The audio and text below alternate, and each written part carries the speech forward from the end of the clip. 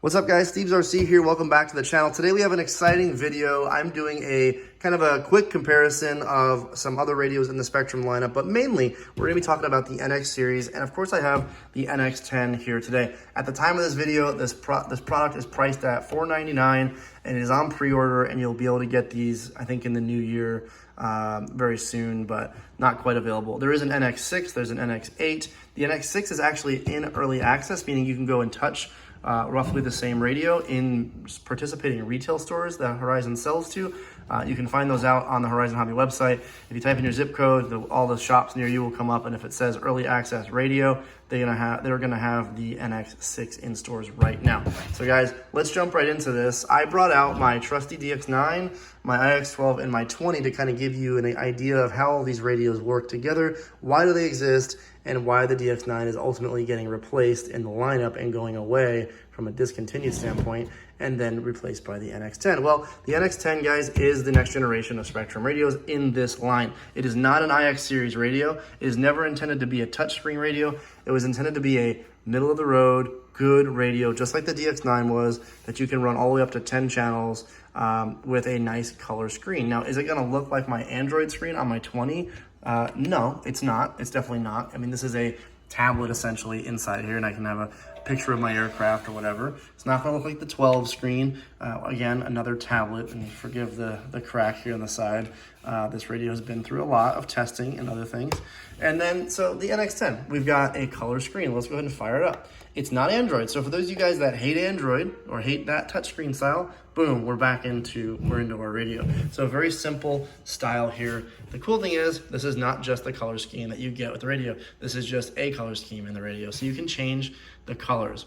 So a couple of nice features before I get into colors or anything like that. This radio has a folding antenna. Why do you need a folding antenna? When you put this in your radio case, it is so much easier to transport and nothing breaks. Also, if you're a kind of guy that flies your radio, like some of my friends that fly pointing the radio at the ground when they fly instead of like up at their waist, when this radio is down like this, you can turn that antenna up to giving you a better antenna connection to your model. So that's nice as well, but it does fold up and out of the way, and it really does protect the radio in shipping. You can kind of see when you throw this in a suitcase, you throw this in a radio case, a box, you're gonna save a lot of space there. It's a huge difference. So I love the folding antenna design. I think it's really helpful for transport, mainly transport.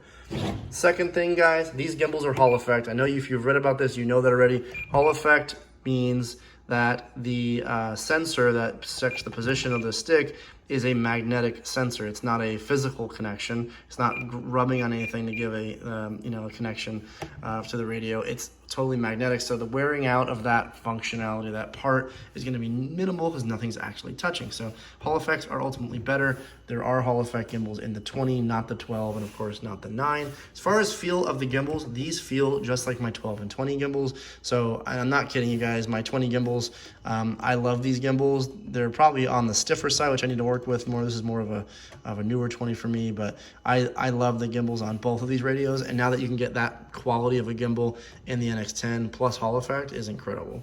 So really good gimbal feel. You can do all your adjustments just like you can on the 12 and the 20, and you can do your tensions, you can do your ratchet if you want ratchet on throttle, if you're that kind of guy. You got all that set up there, so you can do that. As far as the switch layout goes, switch layout is identical to the 9. Literally, there is no difference there, even to the point where the sliders on the back of the radio are basically in the same spot. So familiar from that standpoint. Again, it's one more channel, so you really don't need a whole lot of change there. So we do have sliders. We do have on the back here, we've got our serial connection in the back, as well as a micro USB with a magnetic clip, so a magnetic connector. You will get a magnetic cable in the box, meaning you don't have to plug in a plug to it. You just click it on there and go, kind of like some new Mac laptops, that kind of thing, where it just clicks on. These are pretty standard, and I love, you can even buy stuff like this off of Amazon and add it to your other radios. I, for example, have added it to my 12. I love the magnetic thing. It keeps things protected, and it's just a nice way to leave it on charge and not worry about it dropping or falling or breaking that connector in there. You do have a headphone jack. You do have a single cell 6,000 milliamp pack inside this tray. That is, of course, rechargeable. And you do have these mounting locations for the Crossfire system or any other module you'd like to mount here, or if you want to use these for whatever. Some guys use them for holding things. They're bossed into the radio with pin nuts, and those pin nuts are really strong, so that's a nice feature. All the NX series radio has diversity antennas, meaning there's an antenna in the handle and an antenna in the, of course, the antenna location, so that you have the best connection. In previous times, the NX6 didn't have diversity, but now all NX series have diversity. Now the DX9 is getting discontinued, and most other DX radios are getting discontinued for the NX series, but we are keeping around the DX6E and the DX8E because those are entry-level, low-cost radios that are really good for the beginner that just wants to get in a channel count and no frills kind of radio system. So those are still going to stick around, so fear not. The entire DX series line isn't going away. So that aside, let's get jumping into the programming here. I'm just going to put my phone down so you can get a good view of the screen. And guys, right here where you see the word functions bar, we can adjust that, and I'm just going to show you what that is. So in this menu, as you can see, if you're a Spektrum user, this is going to seem very familiar to you. So same roller functionality. So we have this function bar, and this function bar, the intent here is to be better use and better give you telemetry data. Now, if you had a DX9 or a DX8, you knew that getting telemetry data wasn't right in your face. You kind of had to move around for it. And now it can be set up here in this ticker tape. So I can go in here, I can go into one of the empty sensors, and I can adjust this to, for example, RPM, voltage, temperature, airspeed, GPS, all the standard telemetry things. So if I want receiver pack milliamp, and I have that sensor capability, or I want AS3X, you can set user-defined ones. So let's just say temperature. I want it to scroll, every 2 seconds. And then unfortunately, I won't be able to show you that because I don't have it plugged into a telemetry box, but you'll see that it comes up there. And you can have multiple things on your ticker tape, and that would then show you on this bar. So you can see that the words function list went away. So now it'll just scroll right to left like a stock ticker, like CNBC. So you'll see all your telemetry data down there. You can also still have voice callouts and all that if you use that functionality for your telemetry, and all that will be at your fingertips now. So that's a really nice new feature, new programming added in. We also have, I'm gonna show you guys here, the palette adjustments. So you can see the colors showing up on the screen here. But if I wanted to change the colors of my radio on my screen here, we're gonna go to palette utilities, and we're gonna do personalize this model. And I can adjust everything from the navigation, the monitor region, the function bar region. I can adjust RGB values. You can kind of see that changing there. So I do love the fact that I can adjust this, make that nice and green, throw in some blue, now it's blue. So I can adjust all these values, or I can go into this model and I can do our different custom made ones for you guys. So orange, Spektrum dark, black and white, black, red, and gold, red, white, and blue, hex Spektrum high vis, or the standard Spektrum white. Now I like this one because it's very simplified and it's nice and bright. And this screen is pretty darn bright too to begin with. So that's a nice thing. You can adjust all of your palettes. I think that's really cool. You have a nice time with that, setting up exactly how you want it. So if you have a cool scheme on your radio, like a vinyl decal, you can adjust your screen for that, or you can set it up so that it's like better for night vision in the dark if you're flying out in dark much or whatever. So that's that. Then moving on, guys, Wi-Fi. Wi-Fi in this radio, there's no apps. Why do you need Wi-Fi? Well, Wi-Fi allows us to completely change how you update your radio, getting it kind of into the next generation or the current generation of Wi-Fi connectivity.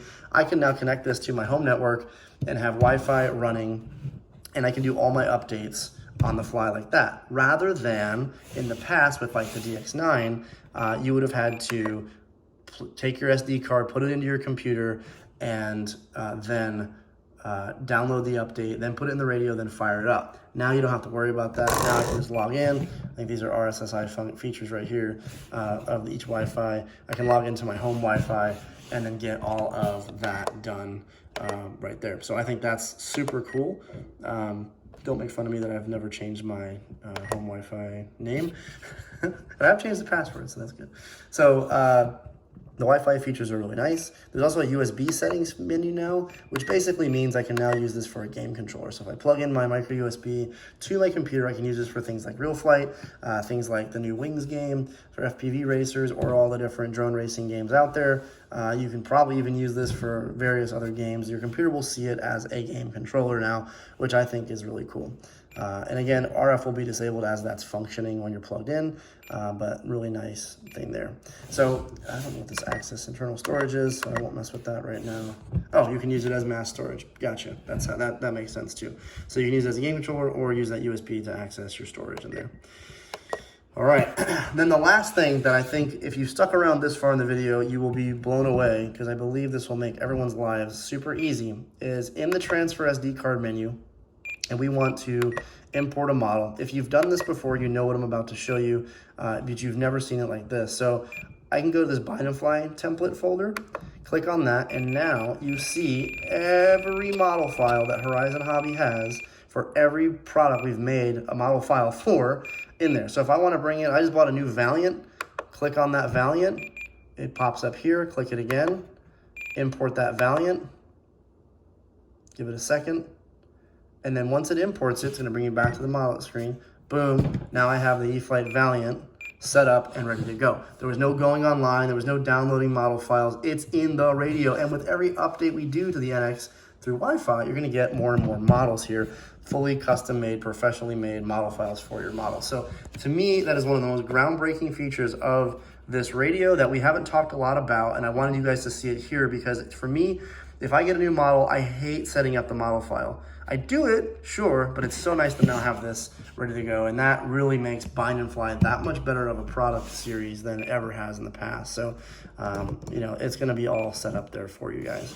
So overall, guys, the NX10, the NX series is really a nice setup radio. There is so much to talk about, but if you think of it as the next evolution of the DX going into the NX, if you haven't bought a radio anytime soon and you just love your 9 or your 8 and you have no reason to upgrade, sure, you can stick with your radio. But if you want the latest generation, the best gimbals, the nicest features in here, go with an NX radio. Get out there and get one. The NX series stuff, there's a 6, like I said, that's available at early access retailers now to go check it out. Go to the website, type in your zip code, check that early access radio out, go to the store and play with it. 6s will be available first, followed by the 8 and the 10. And guys, this will be ready to rock here in late 2020 and early 2021. Thanks so much for tuning in to this video, guys. I hope if you have any questions, you want me to see any more comparisons between all the radios here, as I'm closing out, I'll put everything side by side so you can kind of see the differences or the similarities between all these radios. If you guys have any questions, you want me to do a review on something specific on the NX, I've got it for a few more days, so please put it in the comments and I will get it done before I have to return this back to the product development team. And then of course I'll eventually have my own NX10, because I really do want to have a easy go-to radio when I'm not flying my big airplanes on my 20, although I absolutely love this radio. There's just nothing else like it. So guys, thanks so much for tuning in. We'll see you on the next one. Take care.